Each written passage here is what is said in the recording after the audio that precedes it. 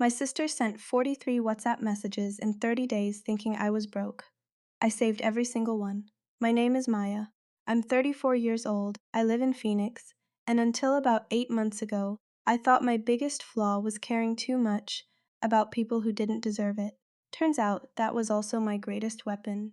But before I get into what those messages said, and I will get into every single word, you need to understand what my life looked like before I hit send on that first lie. I grew up the oldest of 2 girls in a middle-class family in Ohio. My parents were good people, not perfect, but good.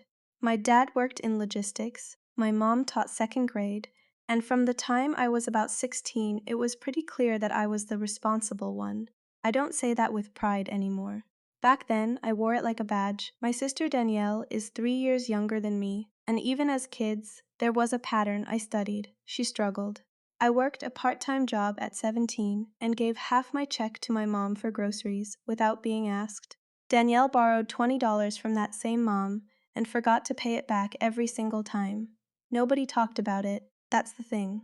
In families like mine, the capable one just keeps being capable, and eventually everyone stops noticing because it becomes expected. I went to college on a partial scholarship and a lot of loans. Danielle went for 1 semester and came home, saying school wasn't for her. My parents were disappointed, but they adjusted. They always adjusted with Danielle. I didn't resent her for that. Not then. I moved to Phoenix at 26 for a project management job that turned into a career. Over the next 7 years, I built something real, a decent salary, a small condo, savings, a life I was proud of. I sent money home regularly, not huge amounts, but consistent. A few $100s here and there when my parents needed it. I helped Danielle with her car payment twice. I bought my niece's school supplies for 3 years straight without being asked. I didn't keep a ledger, that wasn't the point. The point was family, at least that's what I told myself. I didn't know it yet, but my phone was about to show me exactly who my sister really was. The experiment started because of a conversation I overheard at Thanksgiving. I wasn't supposed to hear it. I'd stepped outside to take a work call and came back in through the side door, and that's when I caught it. Danielle in the kitchen, talking to my mom in this low, flat voice. She acts like she's the only one who's ever worked hard, Danielle was saying. Like the rest of us are just, I don't know, charity cases. My mom said something quiet that I couldn't make out. I'm just saying, Danielle continued, it'd be nice if something humbled her for once. I stood in the hallway for a full 10 seconds. Then I walked into the kitchen, poured myself a glass of water, smiled, and said absolutely nothing. But something shifted in me that night, something quiet and precise. Would you have said something? Because I almost did. I played it out in my head a dozen times on the drive home, confronting her, asking her what she meant, making her say it to my face. But I didn't. And the reason I didn't is the same reason I'd been letting things slide for years. I wanted to believe I was wrong about her. So instead of a confrontation, I made a decision. I was going to find out, once and for all, what Danielle actually thought of me. Not what she said to my face, what she said when she thought I couldn't hear. The plan was simple. I was going to tell my family that I'd lost my biggest contract and that I was struggling financially. Not destitute, not dramatic. Just, things are tight, I'm figuring it out. I would go 30 days without sending anyone money, which I'd never done before. And I would watch. I told my mom first. Said a major client had pulled out and I was in a rough patch. My mom's response was immediate and warm. Oh, honey, do you need anything? We can figure something out. I told her I was okay, just needed some time to recalibrate. She said she loved me and to call if I needed anything. That was my mom. That was always my mom. Then I told Danielle. And honestly, if you've ever had a family member who you suspected was just waiting for you to fail, you already know where this is going. But trust me, it gets so much worse before it gets better. Danielle's first response was sympathetic. Very sympathetic, almost rehearsed. Oh my God, Maya, I'm so sorry. That's awful. Are you okay? I'm managing, I said. It's just hard right now. Of course. Well, you know we're here for you. We. Like she spoke for the whole family. Like she was the backbone of something.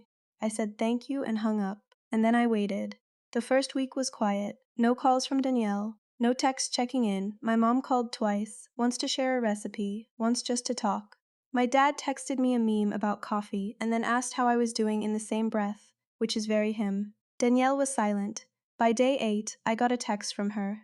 Not a "how are you holding up" text. A favor request. Hey, I know your thing is bad right now, but Kaylee's birthday is next month, and I was wondering if you could maybe still do something small. Like even just a card with a little cash? She really looks forward to your gifts. Kaylee is her daughter, my niece, 8 years old. I stared at that text for a long time. Then I replied, I'm really stretched right now, Danny. I don't think I can do cash this year. I'll try to send something small. Her response came back in 4 minutes. Okay, just okay. That was it. I should have let that land as the small cruelty it was, but instead, I kept going. Because I hadn't seen anything yet. It was my mom who accidentally broke everything open. Around day 14, she called me, and she was upset, in that way she gets when she's trying not to be upset. Voice a little too even, words a little too chosen. Maya, I just want you to know that whatever Danielle said to you, she didn't mean it like that. I went completely still. Mom. What did Danielle say? Silence. Mom. She's been stressed, and sometimes she says things. What did she say? Another pause. Then quietly, she said maybe this is a good lesson for you. About not relying on one income, that's all. A good lesson. While I was supposedly drowning, my sister was calling it a teachable moment. That was the gut punch I didn't see coming. I told my mom I had to go, I hung up, and I sat on my kitchen floor for a solid 5 minutes just absorbing it. Not crying, not angry yet, just absorbing, and then I remembered something. My mom and Danielle were on the same family WhatsApp group that I'd quietly muted 8 months ago. The one they used constantly, the one I barely checked. I opened it. I scrolled back 30 days. And what I found in those 43 messages is something I still think about almost every day. I want to be clear about something before I tell you what was in those messages. I went into that chat expecting to find Danielle being a little cold, maybe complaining about me to my mom, venting about old grievances, the normal stuff that hurts but doesn't destroy you. I was not prepared for what was actually there. The first message was from day 2 of my experiment. Danielle had written to my mom, "Did she tell you she lost that contract?" I honestly think it's God telling her to slow down. She's been so full of herself lately. My mom had replied, "She's going through a hard time, Danny. Be kind. I am being kind." I just think some humility would do her good. I kept reading. Day 5. I looked up her company online. She has other clients. She's not actually that broke. She's probably just saying it so she doesn't have to help with things for a while. Classic Maya. Day 9. The same day she texted me asking about Kaylee's birthday money. I mean, if she can afford her condo, she can afford a birthday card. But whatever. Not my problem. I read that one twice. She texted me asking for money and then complained about me to our mother in the same hour. Day 12. Remember when she gave Dad that lecture about budgeting? Now look. Day 17. And this is the one that stopped my breath. I talked to Kevin about the project manager thing. He said there might be an opening, but I told him I'd let him know. IDK if I want to recommend her right now. Kevin is her husband's brother, a hiring manager at a logistics company in Columbus. 6 months before all of this, I'd asked Danielle to put in a good word for a contact of mine who was relocating. She'd said Kevin wasn't hiring. She'd said it without blinking. He wasn't hiring, or she'd decided not to recommend anyone connected to me. I kept reading. There were messages about my condo being too nice for someone who never had kids. There were messages about how I always had to be the successful one. There was a message, on day 26, where she wrote, I used to feel bad about the Riverside thing, but honestly, she's fine. She always lands on her feet. The Riverside thing, I hadn't thought about that in years. 3 years ago, I'd applied for a senior project lead role at a firm called Riverside Solutions. I made it to the final round. Someone else got it. The recruiter had told me there were concerns about a professional reference being lukewarm. I never found out who gave that reference. I'm sitting here right now, 8 months later, and I still feel that moment in my chest. I didn't do anything for 3 days after I read those messages. I went to work, I made dinner. I called my mom and talked about nothing important. I acted like everything was completely normal, which was maybe the hardest performance of my life, because I felt like I was walking around with a stone in my ribs. thing people don't tell you about discovering a betrayal like this is that it's not just about the betrayal itself, it's about the rewrite. Every memory you have of the person gets pulled up and re-examined. Every favor she thanked you for, every hug at Christmas, every time she called you her big sister in front of people, all of it gets run through this new filter. And you realize you were never really sisters in the way you thought you were. You were a resource she managed. That's a very specific kind of grief. And I let myself feel it for those 3 days before I did anything else.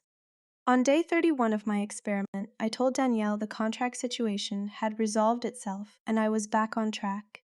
Her response, "Oh, thank God, I knew you'd figure it out. You always do." Same fingers, same phone, same woman who, 4 days earlier, had written, "She always lands on her feet" as a reason not to feel guilty about something I didn't even know she'd done yet. I took a screenshot of that text, too. Then I called my mom and told her I needed to come home for a weekend, that there were some things I needed to talk about as a family. My mom said, "Okay, honey, whatever you need."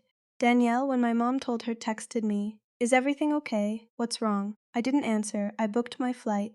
I want to be honest about how I felt walking into my parents' house that Friday. I wasn't righteous. I wasn't cold and controlled the way people sometimes are in stories like this. I was nervous and sad, and I still loved my sister in that complicated, worn-down way you love someone who's hurt you so many times you've stopped counting. Danielle was already there when I arrived. She hugged me at the door. "I'm so glad you came," she said. "I've been worried about you." I hugged her back, held it 1 second longer than usual, and then I stepped inside. We had dinner first. My mom made pot roast. My dad talked about a neighbor dispute involving a fence that had apparently been going on since March. It was almost painfully normal. Then my mom cleared the plates and I took out my phone. "I need to show you both something," I said. Danielle looked up. "What?" "I need you to read something, and I need you to let me finish before anyone says anything." I laid my phone on the table, WhatsApp open, scrolled to the beginning. My mom's face changed immediately. She recognized the chat. "Maya, please, just read." The silence that followed was one of the longest of my life. My dad put on his glasses. Danielle reached for the phone and then stopped, like she wasn't sure she was allowed to touch it. "That's the family group chat," Danielle said. Her voice was careful, controlled. "I know. How long have you been in there?" "I never left. I just muted it. And then last month, I unmuted it." The color left her face so fast it was almost physical. "Maya." She said my name like a question. "The Riverside thing, Danny." She closed her eyes. "Did you give a reference for me? When I applied to Riverside 3 years ago?" Silence. "I'm not going to yell," I said. "I just need you to tell me the truth. For once, in your actual words, just tell me the truth." She opened her eyes. And for a second, just a second, she looked like herself. Not the managed version, not the careful one.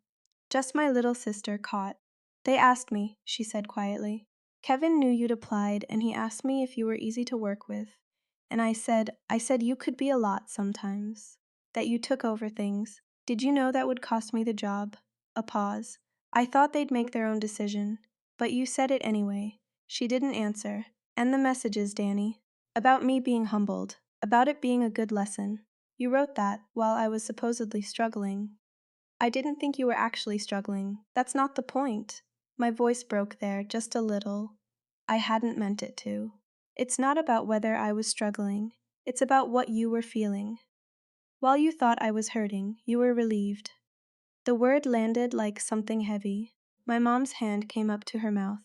"I don't know why I'm like this," Danielle said finally, and her voice cracked on the last word, which made it both better and worse. "I don't know. I love you, and I've always felt like you make everything look so easy. And I know that's not your fault. I know that. But it's like I can't breathe next to you sometimes." I sat with that for a long moment. "That's something you needed to say to me, Danny. Not to Mom in a WhatsApp chat while I was going through something. I know. And the job. That was my career. 3 years ago, that could have changed everything for me. Do you understand that?" She was crying now, quietly. "I understand." My dad hadn't said a single word. He reached over and put his hand on the table, not touching anyone, just there. "I'm not here to blow the family up," I said. "I'm not cutting anyone off. But I need you to understand what you've been doing. Not as a speech. Not as me being the responsible one again. I need you to actually understand it. Danielle wiped her face. I do. I don't think you do yet. But I think you can get there. I flew back to Phoenix on Sunday. The months since have been complicated, honestly. Danielle and I have talked more in the last 8 months than in maybe the previous 5 years combined. Not easy conversations. Not phone calls where everything is fine. Real ones. The uncomfortable kind where she says things that are hard to hear, and I say things that are hard to say. She found a therapist. That wasn't my doing, that was my mom, quietly, doing what my mom does. I told Kevin's name to my professional contact, and he made his own outreach. I don't know what came of it, and I didn't need to. The money I used to send, I still send some of it, to my parents. Not to Danielle's household anymore, not right now. She hasn't asked. Maybe she understands why, maybe she's embarrassed, maybe both. Do I miss the version of my sister I thought I had? All the time. But here's what I keep coming back to. I spent years being the capable one, the reliable one, the one who shows up. And I never once asked whether any of those people would show up for me if things got hard. I assumed love. I assumed it was mutual. The 30-day experiment didn't give me revenge, it gave me information. And information, it turns out, is how you finally stop being someone's resource and start being your own person. I still have all 43 screenshots, not to use again, just to remember. To remember that the people who love you show up when they think you can't give them anything. And the people who don't, well, they show you that too. I'd love to know, if you found out someone in your family had been undercutting you for years, what would you do? Would you confront them? Or would you quietly pull back? Drop it in the comments, because I genuinely read every single one. And if this story hit close to home, you're not alone. Not even a little.